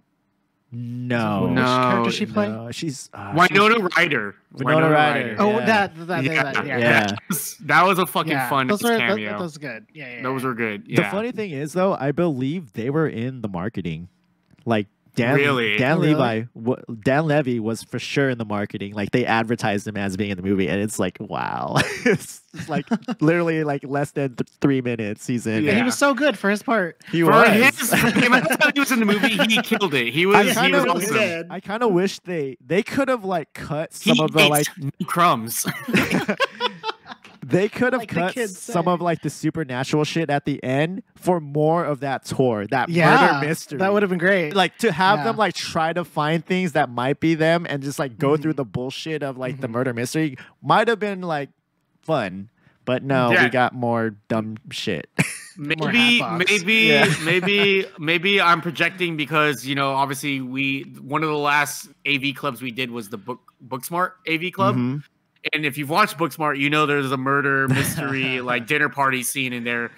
It's Like phenomenal. if they could have done this similar to that, that would have been fucking great, dude. Yeah. Like the character acting in that scene of Booksmart is so fucking good, and if they had kind of embraced it in this part of the movie, it would have been one of the better comedic moments in the movie, in my opinion. Yeah, For I sure. agree. I agree. Yeah. There was, again, like you said, there was so much potential. At the end of the day, yeah, you're definitely not going to make a perfect movie. But Mhm. man, it just seemed like there were so many obvious moves that they didn't do. But Yeah. what do we know? We just talk about movies on a podcast. Yeah, we couldn't possibly know anything. We don't more than that. understand. Yeah, we don't get it. don't We've never know. fucking made a movie. Okay, so with that, I think it's finally time where we kind of give this movie our final thoughts and score. Did we decide on a scoring system, by the way? Did we say out of 5? I got 5. Yeah, out of 5, what I think 5 Yeah. it is, I don't know. We haven't Yeah. gotten that far. Maybe we'll come until up with we it. until we find our niche. Like I think we should just say out of 5 in general. Okay. But like any final thoughts on this movie at all? Who wants to go first? I'll say this. Like, I definitely think this movie executed well on its because, like, let's be honest. Like, the biggest part of this movie is the ensemble cast, right? Mhm. I think that's fair to say. Is like just seeing the characters interact with each other and like develop their relationships across the movie. Like, I definitely think is the biggest selling point of this movie. It's probably what I would like rate the highest part of this movie is just getting to see like these characters interact with each other. I also feel like this movie came out in a time post Knives Out, right? Post there's other ensemble cast movies that come to mind, but I can't think of them off the top of my head. It's not an ensemble cast movie. I don't even know. It is. Sure. Right, like this movie, but this in modern times, right? Because Love Actually is kind of an older movie, isn't it? Yeah, it's pretty old. But modern times, or let's even Marvel movies, Yeah. the Avengers movies. That's an ensemble cast movie. Mm-hmm. This movie exists post Avengers, post Knives Out, post movies like that, right? It is nowhere near the level of those movies. You know what I'm saying? And like, I don't necessarily think it was trying to, but maybe if it did try to, it could have worked a lot better. Like I think this is a movie where I liked it good enough. I thought it was fine for what it was, but unfortunately, that's really all I could say about it. Like I really would have loved to come out of this movie being like, wow, that was legitimately one of the better movies I've seen this year. But all I could really say it was one of the movies I've seen this year that was better than expected. Which is unfortunate because as much that's kind of a backhanded compliment if you think about it. Because all that means is that you just had really low expectations for it. And with a cast like this, if you didn't know anything about this movie other than the cast, you would probably have actually really high expectations for it. So it was only because it was a Haunted Mansion movie and we have the other Haunted Mansion movie to go off of that you had low expectations for it. So like, I just feel like in a world where movies like Knives Out exist or like the other Marvel movies exist and stuff like that, this movie kind of ranks a lot lower for me. Whereas if it had existed in a time before those movies came out, I probably would have had a higher rating for this. But as it stands, I have higher expectations for ensemble cast movies. So that kind of like plays into how I felt about the movie going into it, where it's like, it was fine. It was good. It was serviceable, but it wasn't anything wrong. Like, oh man, this is like, I love these characters. I I need more of these characters. It was like, you know, I enjoyed the time I had with them, and that was probably good enough, you know? Mhm. So with that, I'd probably rank this movie. Like, I'm really caught between like a 2.5 and a 3 because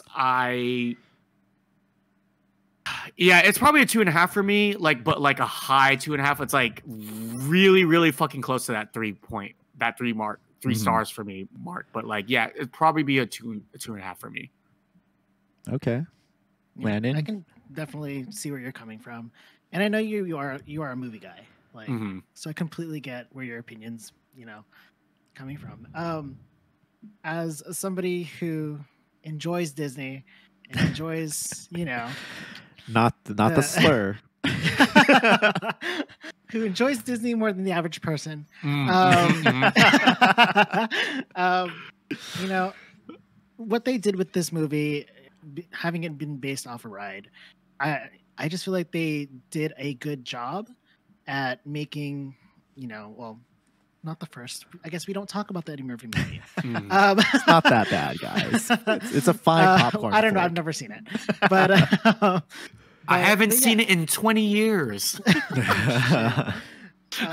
But you know, from just what I knew about the ride and how they just threw in all the elements, the important elements from the ride, minus the barbershop busts. Freaking what the hell? Blasphemous. It honestly is. I just think they did a really good job at keeping it a scary movie for children, creating this somewhat of a storyline that still reflected what the ride had, you know, going for it as far as the story going through the ride. I mean, there's no villain or anything on the ride, but like they made a story out of something that didn't have that, right? I just feel like they just did it. They just did the ride justice with this movie. Could they have done things better? Obviously, yes, but I want to give it like a 3.8, almost 4, coming from somebody who likes Disney. Yeah. Wow. And because who doesn't even like the ride? And I don't even like the ride. You know, with Disney movies, you know, they're not known for their live action. They're known for animated films, and that's why their animated films are just, right. So with this, you know, being one of their live action movies, their live action movies just aren't amazing, you know, generally. So I mean, just like having that kind of expectation of this is a live action Disney movie. Okay. Yeah. You know, I think for that, they did a pretty decent job, you know, comparatively to their other live action films. And we won't talk about Pirates. We already did. It's unfair, dude. It's unfair. It's like not a fair comparison at all. It's not a fair comparison at all. So just coming from, or just thinking of that, their live action not being their greatest, you know, strong point, I just think they did a good job as far as what we would have expected from a ride movie. Yeah, I agree with a lot of what Landon said. For a ride movie and even just a live action Disney movie, it did things really well. I appreciated that they brought in the horror elements and did it properly. I'm very surprised at the weight they put into the characters with the deaths. Like, just to have something just so real in a movie like this is like, they get points for that for sure. Is this the best Haunted Mansion film? No. That's still belong. Currently, no. Muppets Haunted Mansion. Okay, I haven't seen that one either. It's So. still the best My Haunted Mansion live action rendition. This is top 3 for sure. Top 3. But like Landon said, they did a lot of it well. They did the ride justice. The callbacks to the ride were good for the most part, minus the singing heads. I don't know how you overlook that. They fumbled a little bit, but not enough to make me never want to watch this again. And like I said, this is becoming a staple in my Halloween movie rotation. So that being said, I give it a 3.5. Okay. Yeah. Wow. 3.5 out of 5. High praise from the Disney adults. Whoa. Jesus, getting a little liberal with that slur there. Like, would I like to see a more horror, scary adaptation? I was going to do a Yes. follow-up question. I would love that. Oh, So- dude, I'm begging for it. So there's no Haunted Mansion fatigue movie-wise for you guys. Like, if they do something different, you want it. Like, Okay, so real quick, are we saying they do something completely different, or are we saying they do a sequel? let's just say, Oh, because I don't really know where you go. Because I do have a suggestion. If they would want to keep this going in some way, which I'll reveal in a minute, but I just want to gauge the general interest. If they announce another Haunted Mansion movie, let's just say 5-10 years from now, right? This one's already had its time. Knowing nothing about it, are you going to be excited for that? It's one of those things where I don't have.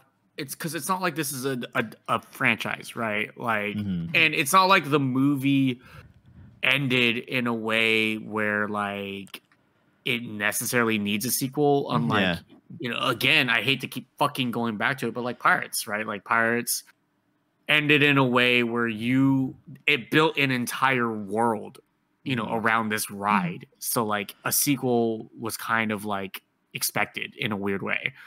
Whereas this just exists within our world, just with the understanding that ghosts are real in this world. Mm-hmm. And it ends in a finite manner where you're kind of to believe that everything was pretty much resolved at the end. Mm-hmm. So like I'm not personally pining for a sequel. I'm not necessarily going to be like I'm excited. It all depends. Not really necessarily a sequel, just it could be a reboot. It's just or another a Haunted reboot Mansion or whatever. movie. Yeah, like I'm not. It really just depends on what they show of it, right? Like if they were to announce a reboot of the Pirates of the Caribbean movies, it doesn't matter what they show. I'm probably gonna fucking watch it, right? Like I'm excited for it. For this, it really depends on what they show me, right? So if the trailer is fire or looks really interesting to me, then yeah, I'm down. If the trailer is pretty much more of the same of what we got in this movie, where it's just a quirky, funny movie with very light horror elements, yeah, probably not. Like I'm probably good. Like I got pretty much what I wanted and expected from this movie. I don't really necessarily think I care to watch another version of this movie, whether it's with the same characters or different characters. But if they were to do something different and lean more into like horror and have like a Guillermo del Toro, which I don't know if you guys have ever seen any Guillermo del Toro movies. Like I'm just going to reference, like I haven't seen The Labyrinth, but I have seen. that's the one I've seen. Yeah, Have you I've seen seen The Shape of Water? Shape I've of seen Water. that, yeah. Okay. So I watched his movie Mama, right? Oh, Which was like an actual like horror movie that he did. And like, so what's funny is if anybody has seen Mama, the movie's pretty much a legitimate horror movie up until the end. The end, it becomes like a damn near a Disney movie. The way it ends is like, I literally walked out of the theater and I was like, that felt like a fucking Disney movie, the way it ended. You know what I'm saying? So like, I really genuinely feel like Guillermo del Toro could be a really fucking good director for a Haunted Mansion movie because he knows he knows how to do horror. He knows how to work horror, but he's never fully been the type of person that commits 100% to horror. Like even when he does a straight up horror movie, he still has to introduce those fantastical elements to it that make it feel more lighthearted or make it feel less like intimidating. So that's the only way I could see myself really getting excited for another Haunted Mansion movie is if we do get that movie that you basically were talking about that we never got. You know, Landon? Just real quick. Because I have Disney's next franchise right here in my noggin. Oh, So get ready to cut the check, Disney. But go ahead, Landon. So like you said, if there's no anything, if I got no story, no anything, they just said, oh, Haunted Mansion 2030, or 2035, whatever. God I damn. probably wouldn't watch it. I mean, Okay. like Yeah, I probably wouldn't watch it if it's like in theaters. If it's on like this on Disney Plus or Yeah. even around, Or if a it certain is, podcast forces you to watch it. I might watch it. The only way I would like want to watch it is if they did like a prequel of like Hatbox Ghost story.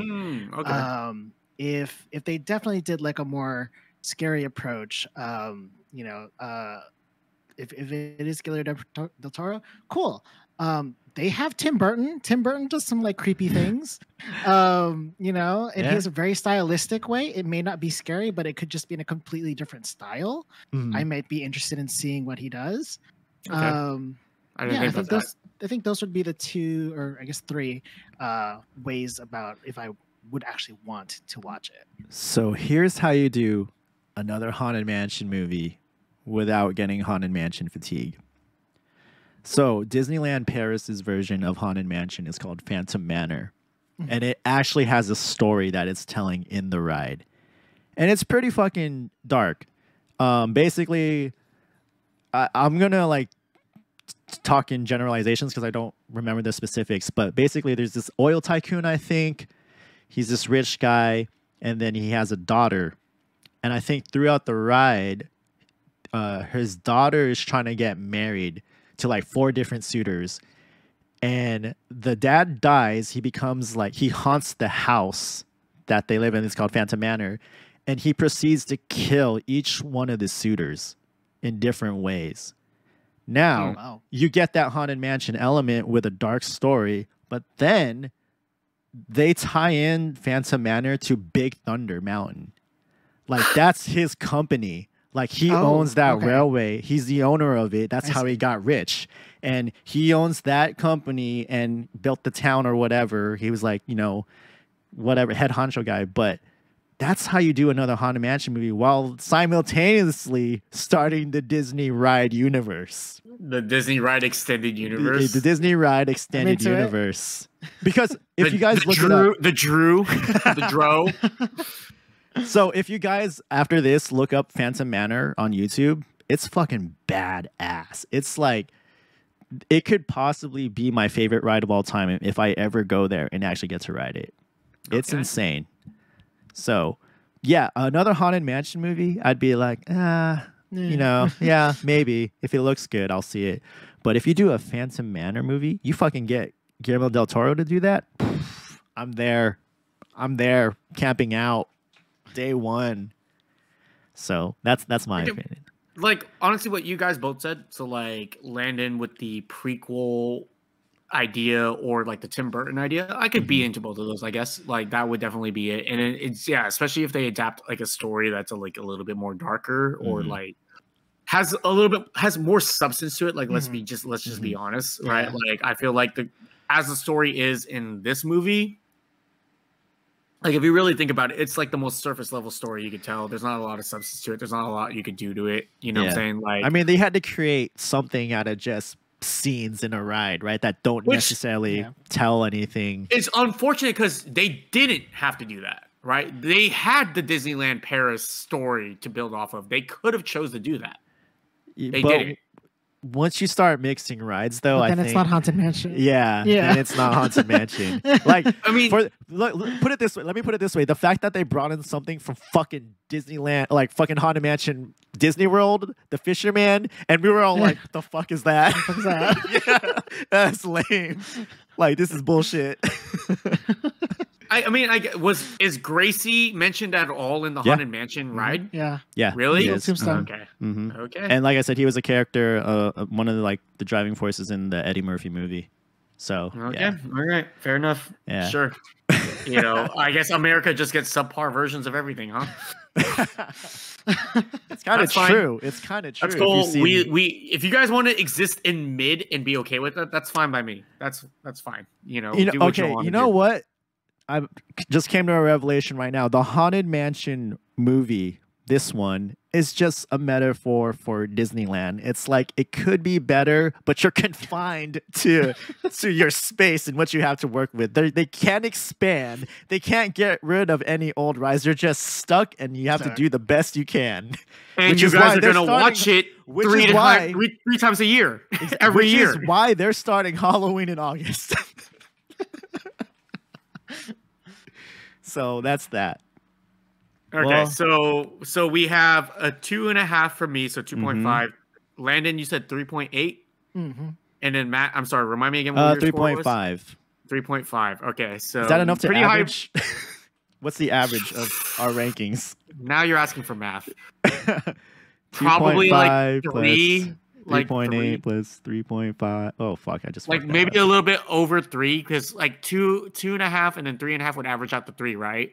So then adding Landon's 3.8, it probably ends up being like a 3.5. 3.26. 3.26. 3.26. Okay, sure. 3.25. We'll round down. No, 3.25. we'll round down. 3.25 is what the Haunted Mansion 2023 gets from the Nosebleed AV Club. High praise. High praise. It's not bad. It's not bad. I'd watch it again if it's on. Sure. Yeah, I watched sure. it 3 I'll times. watch I it kind of again. have fatigue. It's fun. It's fun. It's a fun movie. All All right. right, Matt, you want to close us out? Yeah. Thanks for joining us. If this is your first time, we appreciate you lending your ears to us for this long. We kind of went over, but that's typical Nosebleed AV Club fashion. And if you're returning, thanks again for checking us out. We really appreciate you guys joining us on this again. You guys want to shout out socials? We can shout out socials if you want. Landon shaking his head. No? Well, Okay. it's completely irrelevant to what y'all do. It's okay, if people want to find you. All right, well, we can be found on Instagram. I am at Nosebleed Matt. And I'm at Nosebleed Daniel, which is the second part of my first name. It's a long story. Filipino stuff. Filipino stuff. All right, we can find us online at nosebleedav.club. And we are now on audio platforms. So if you're listening to this on Spotify or Apple Podcasts, whatever, do the things. I don't know what people do. Do people follow on that? I'm not really sure. Yeah. Oh, yeah, for sure. Yeah. Okay, It's follow fun. and rate us 5 stars. We're trying to get to 5,000 subscribers by the end of the week. So please go ahead and Damn. hit that You could have even follow. said the end of the year. You get like 2 Dude, weeks. No, we're Fucking doing the week. Hatbox Ghost couldn't even get 100 souls in like how many It's a years? thousand, but A it's a thousand. Oh, my bad. Yeah, a yeah, thousand souls in however 1,000 many years? souls. So, end of the week, guys. It is currently We're trying to get December either 8th. 5,000 subscribers or 1,000 souls by the end of the Souls, year. whichever whichever comes comes first. So, hit that follow button on everything and catch us on the next one. Thanks again. Peace. See you later.